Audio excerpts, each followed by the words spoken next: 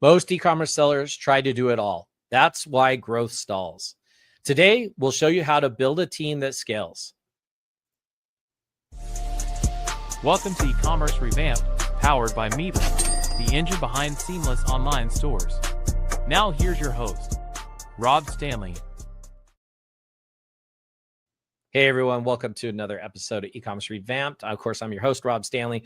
Another great one today. This is a really good topic. So a lot of e-commerce sellers, they kind of get in that rut of, I got to do it all. I got to do it all. You spend hours of just working on things and doing all this background stuff and trying to do social media and all kinds of crazy things instead of focusing on making sales. That's really where you want to focus on. So today we're going to be talking about how to build and outsource a team that scales, which is really important. So I got Cory Blumenfeld, and he's from BlueMoso, and we're going to bring him in the studio right now. How's it going, everyone? Thanks for having me, Rob. Hey, how are you doing, Cory? I'm good. I'm super excited to talk about outsourcing. You know, I was always one of those people that thought I had to do it all, or I had to bring on a business partner to support me. And then I found the wonderful world of outsourcing, and it's kind of changed my life. Now that's what I talk about every single day. Absolutely. You know, it is very important, especially in the steps of like building a company and as you start to get bigger. And we're going to jump right into, like, I have a first question for you. You know, what are the first steps when moving to a team, like from an individual who's running their company to a team atmosphere? What's kind of those first steps they should take? Honestly, I think back to kind of all the businesses. So before this, I was in the tech space. I'd founded 3 companies, and it was the same mindset. Every time that I was working with a team or a business partner was working with a team, when we'd ask for instruction or when people would ask, it's everything's up here. It's all in my head, right? You know, and there's that mindset that I'm the only one that can do something. So, you know, this time around, when I was starting my new business, something that I realized I needed to do was document everything. And so when it came to outsourcing, when it comes to working with a team, the best thing you can do is document everything. It can't be in your brain. It has to be simple, clear for other people to understand. What you find easy isn't necessarily easy for everyone else, right? Because you're doing this every single day. So I think the first step is getting everything down on paper, getting everything down into Notion, Google, wherever it is, and creating those instructions to help support your team. Absolutely. So Cory, when you mentioned, you know, getting things down, let's talk slightly about that a little bit more. I want to dive a little deeper on that. Loom videos, putting it on paper in text. What have you seen has worked best when it comes to kind of getting that stuff together and those processes together? What have you seen? Any tips or tools that things you could kind of mention? Yeah, when I'm working with a business owner to start, you know, the first thing I'm always saying, all they will tell me is it's all in their head. So you need to make it easy to get it out of your head. Loom, record, just be natural, record the process. You don't actually have to write everything down. As long as we have a transcript, it's easy to create the operating procedures or SOPs. So I like to use Loom.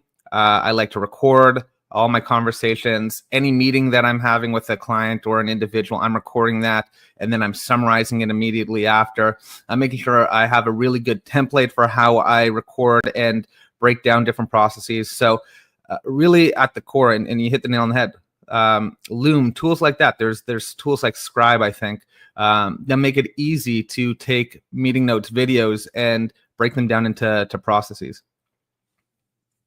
Yeah, I think documenting in general is very important. SOPs are very important, especially, you know, sometimes what happens is people start a company, they don't realize it's going to blow up, let's say in the next 3 to 5 years, and they may be looking to exit. When you go to exit, they're going to also be looking for those SOPs, you know, so that way when it transfers from you to the other company or the people in the company, they're able to just kind of look at it and get going. And that is super important. So before I kind of jumped a little ahead, but Cory, let's back up just slightly. Well, that's a whole other topic that I think about every single day, like setting yourself up to sell from day one.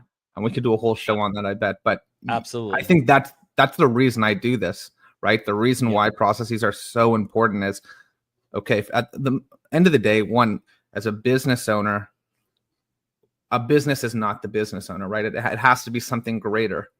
You'll never be able to take a vacation. You'll never be able to have free time. You'll never be able to sell it. And so that's how I think about it. So thank you for bringing that up, because that's kind of the why behind it. Absolutely. You just brought up a good point, and that was actually the next question I was going to ask about. When is the right time to kind of outsource? You just said, when you can't take a vacation, is that the time? Or, what have you seen, Cory, working with all these different companies and people on when is the right time to actually start outsourcing and delegating these tasks? I guess there's two schools of thought here, right? Like the first school is when everything just becomes, out of control. Like that's the good problem to have, right? You get to a point where problems actually exist. And then the second piece is day one. I was speaking to a founder. He founded this really big custom-made suits company. It's global. And what he was telling me was, early on, well, do you want to build a big business? And I was like, obviously, that's what I'm trying to do. So act like it. And I think, if we're looking at building a business, right? Like, is it ever too early to delegate? Maybe, but putting all the documentation in place, writing down the SOPs, thinking like you're building something to scale is super important. So you can start the process of outsourcing, because usually when you need to outsource, right, there's a problem, and it's really like there's a fire. You don't have the team in place. You can't keep up with demand. You can't fulfill anymore. And it might be too late if you don't have the resources in place. So I don't think it's ever too early to start preparing to delegate. For me personally, I think about doing the work up front, understanding a problem, but getting to a point where I'm ready to delegate and having all the materials, the resources in place to start handing it off to folks. I think for a lot of founders, if we're talking about what too early is, it's planning for problems that don't yet exist, right? So if you're thinking about delegating early on, but you have no clients, you have no process, you have no offer, right? You don't really have a problem that can be delegated, right? And I don't think handing that off or outsourcing is the right point at that point, because you bring on someone, there's just going to be nothing for them to do. So I think putting summarizing, putting everything in place to delegate when you need to delegate. So the documentation, the processes, that's important to do on day one, but waiting to a point where you have a fulfillment issue, or you have too many clients, or there's fires that need to be put out, that probably is the best time to delegate. Absolutely. I love how you brought up the whole thing about when you start a business, think big, have that mindset that this is going to be a big business. We see that way too many times happen. And in fact, I've had lawyer friends on here talking about like people that just start a company, they don't trademark, they don't patent, they don't do anything, right? When it's necessary early, because people's thought process is, I just need to start making money, which is also true, right? I'm not saying you shouldn't do that, but protect yourself. So you brought up a good point, Cory, about when you're starting to scale. I remember when I started hiring people, there wasn't as many like outsourced services when I was running my business, but when I kind of found that it was time to hire somebody, a couple things went through my head, and help us on maybe how people solve this, or what is the solution to this. And that is, okay, if I bring somebody on board, there's going to be a ramp up. I got a speed, the quality, there's going to take a little time. What have you seen, and how have you addressed that when people kind of bring up that whole question of ramping somebody up once they outsource? It's interesting, because I think there's two issues that need to be solved here, right? Like for a lot of folks, the biggest challenge with outsourcing and delegation is this mindset that nobody will be able to do something as good as me, right? I'm the only one that's able to do it.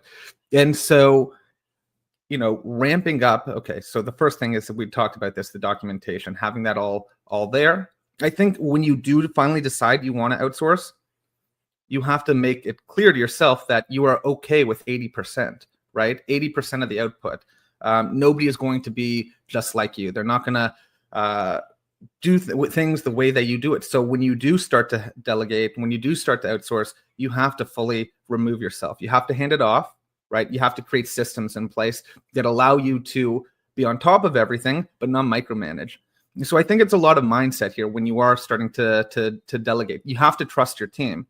You have to give them the room to grow, right? If you can't trust them, they're not going to do their best work. So the ramping up piece is a lot of mindset. And I see this all the time with a lot of folks that are challenged, right?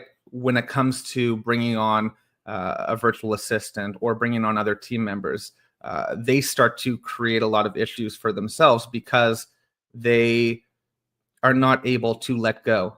So that's actually one of the biggest problems that I see. The two issues and the times that we come in with a lot of business owners is, one, they have a great business, but they have no process documentation. Two, they have a great business, but they just can't let go. They can't hand off the work. They feel compelled to micromanage, and because of that, they can't scale. So that's kind of how I think about it. It's really a mindset issue. Yeah, I think you put it right. One of the issues that people have is not documenting things, because that documentation and those processes already be in place. The handoff is so much easier. The ramp time to get somebody up to speed is so much faster. Great, well put. And that was actually covered one of the questions I was going to ask, and that was kind of, what are some of the roadblocks when outsourcing? And that's definitely one of those, is not having your paperwork in place. Let's move on a little bit. How about accountability and not over micromanaging? Once you've got this person going, and you need to kind of hold them accountable to make sure that they're doing the work that you've asked for, they're doing it correctly, and you're not over micromanaging them, and you're kind of just allowing them to do that. Like, how do you build that kind of accountability without micromanaging? Yeah, I think being true to, you have to be true to yourself, but I think the best thing to do is set objective goals, right? Like, what does progress actually look like? That's, I think, the first thing. I think the other thing is to get really good with deadlines, due dates, implementing a task tracking system so you can see progress, right? If you have these in place, you can see if the team's moving forward, right? I think the other thing is really prioritizing, like, where should your time be spent?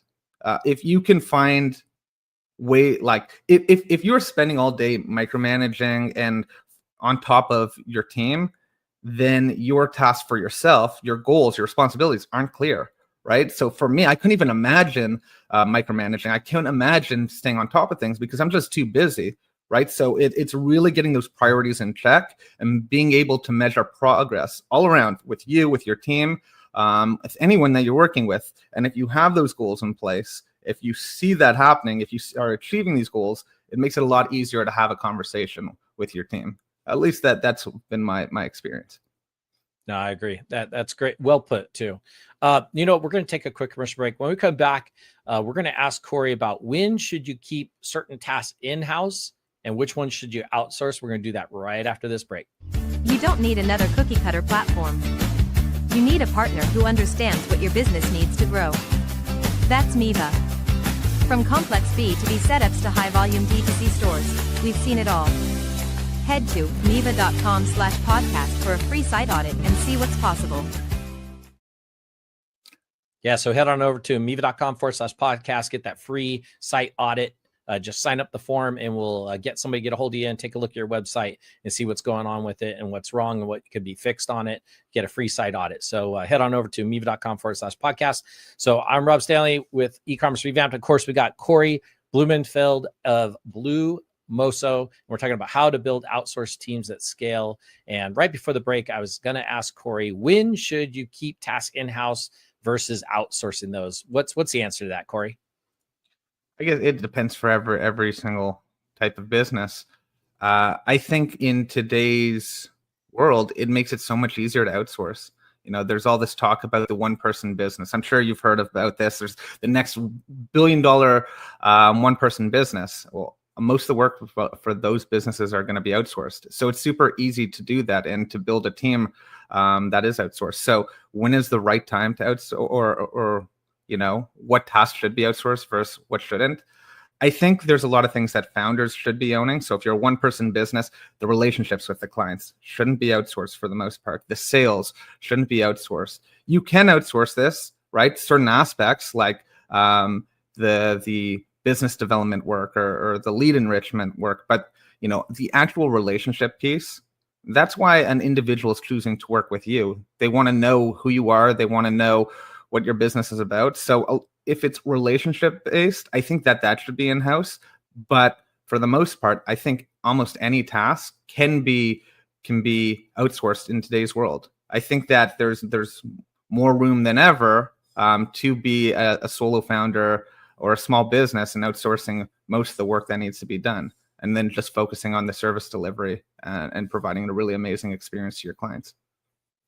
I love that answer. There's so many times I've seen people outsource their sales department, and you get these funky emails that you just know are not from the owner. They're maybe not quite grammar correct. And you're just like, this just doesn't make sense, right? Yeah. So I love how you put that. Anything I would say that's out facing, whether it's sales, maybe even some marketing, or some of the marketing in the background can be. But if it's a face of a marketing, you got to definitely have them, available and not outsource that. Great answer to that.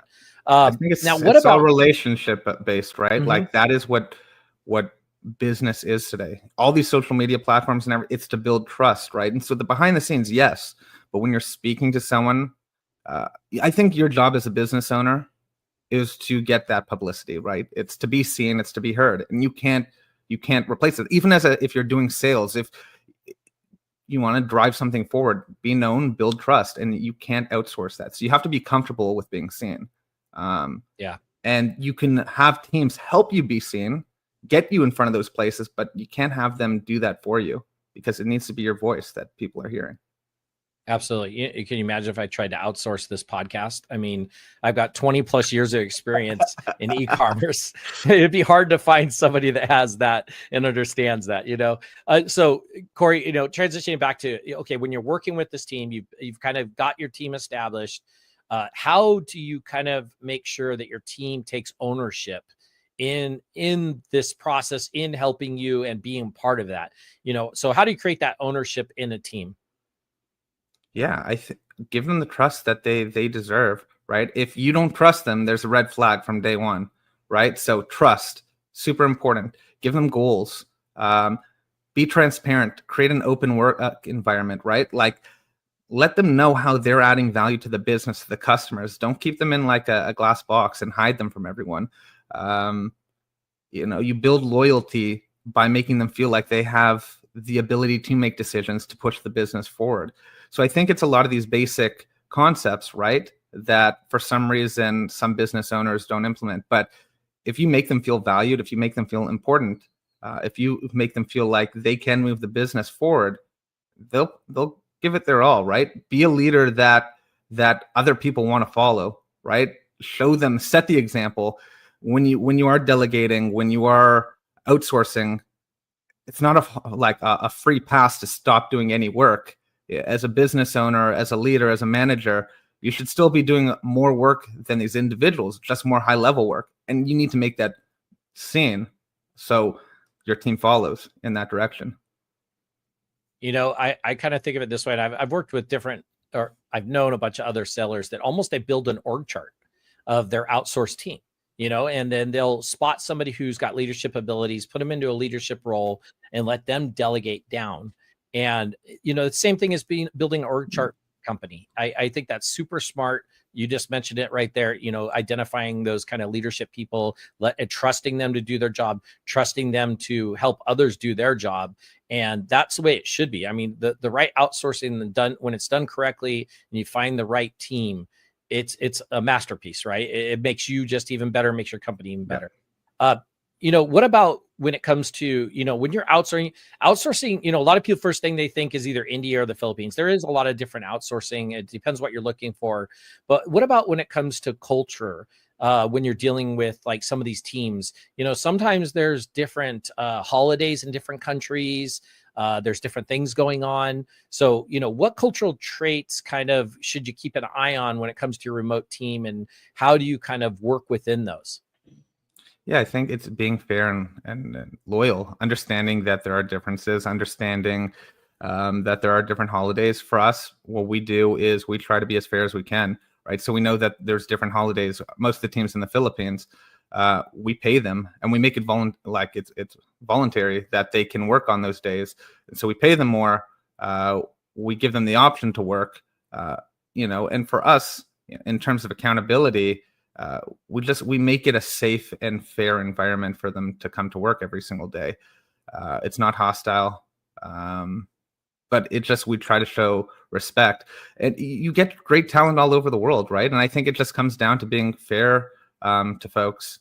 Just because they're in a different country, just because you're outsourcing doesn't mean you get to treat them differently. At least that's what we've seen at BlueMoso. If we treat them like any other type of worker, right, and we treat them with respect, they're going to show us respect, and they're going to put their best foot forward. So there are differences. We take those into account, but we treat them just like we would treat any other, or at least, internally we treat them like any other employee. And location isn't really a differentiator. That makes sense. I mean, Miva is a fully remote company. So, that's for us, it's kind of easy because we've been fully remote for a long time. I've been fully remote for a long time. We talked a little bit about some tools, Cory. We're talking about Loom. I think it was Script we were talking about. What other tools might you suggest that people use when they're outsourcing that you've kind of seen, different customers use, or ones you suggest for people? Yeah, so Loom, Notion for documentation, Google Drive, Google Sheets, like very basic, right? But ClickUp, Asana for task management. Just having the tech stack, right? That works for you. Having these tools in place. I hear so many founders that are just like, I don't like this tool, and they don't use it. But there are a lot of tools that I don't like, but I use them because I know they're going to help the team. So having a tech stack that works for the team is the most important thing. Slack for communication, WhatsApp for communication. There just needs to be something in place to promote communication, to promote organization, to promote project management, to promote things that are getting done. It doesn't matter what they are, just have something in place that works for the team, not just for you. Yeah, Cory, what about when you're scaling, you hire that first person, you kind of get going. Tell us a little bit of what's different between running a team with one person and then scaling up to, let's say, like 10 hires. What kind of things are different when that, and what kind of changes do you see from a smaller team to a 10-person type team? Yeah, so we're over 40 at this point. We've done that in less than a year. It's adapting to the needs of other people. I think as a leader, a lot of times we tend to focus on what we need to succeed. When it's one other person, it's kind of the same thing. It's like, what do I need to succeed? There's only one other person here. But as you build out a team, it's how can I adapt to the people around me? How can I support them in growing? How can I make sure that they succeed? So that is the real differentiator. I think as the team grows past 10 or grow, it's creating systems, right, that keeps everyone in check. It's promoting really good communication. I really promote over communication. I think that's the most important thing. There's data that shows if you repeat things 5 times, that's finally when things start to stick. And so it's repetition, documentation, setting up channels for communication, showing what good communication looks like, and having the tools in place, like you were saying, right, before you start to scale. And so as you scale, things may break, but they won't break as bad as they could. So, we really focus on systems internally to make sure that everyone succeeds. And we are stress testing these systems all the time. And, we're also pushing forward, trying to break things and then finding solutions as they break. I think you brought up a really good point, Cory, and that was about, things breaking and kind of having control of things, and so I have a question for you. I've seen people where sometimes they only need, let's say, a part-time person. Yep. Now, a lot of times we know that when you get a part-time person, when you outsource, they have other jobs. They have another job they need to do to fill the rest of that day, or depending how many shifts they're working, right? So how do you kind of make sure that as you're kind of growing, that your brand sort of image, brand voice stays the same when you're getting maybe somebody who's a part-timer and you haven't quite got to a full-time position? Or even, let's say, when you go from 1 to 10 people, how do you kind of protect that brand voice and make sure that it stays consistent, as you grow? Yeah, no, great question. This was a gap that we saw in the market and something that we are actively solving, right? And I think it lends itself to our model. These individuals that you're outsourcing to, they need full-time work. Just working 2 hours doesn't make sense. And so, for us personally, what we've built out is a model where we make it easy. We wanted to reduce the barriers, and we understand for individuals just starting out, they don't need as many hours. And maybe as they're scaling up, they need to add more. So it needs to be very simple to bring on folks. So, at BlueMoso, we created a system where you get access to a pool of talented individuals. And, for other folks out there, feel free to steal this because, it works really well. You get an access to a pool of individuals. We make it easy to start with a minimum of an hour, and we allow you to scale up. And we have for all of our VAs, we have kind of like a 3-level system, right? We have an executive team. These are the individuals that are really good at building SOPs, communicating with clients, dealing with the admin stuff. Then we have our team leads that manage the VAs that we work with. These individuals are like project managers. They stay on top of the VAs. They make sure things are getting done. They also communicate with the client and are managed by the executive team. And then we have the VAs who are the executors, right? And between the team leads and the executive team, we help them manage. So we have this really good structure in place for how we communicate with the team and how we communicate with the client.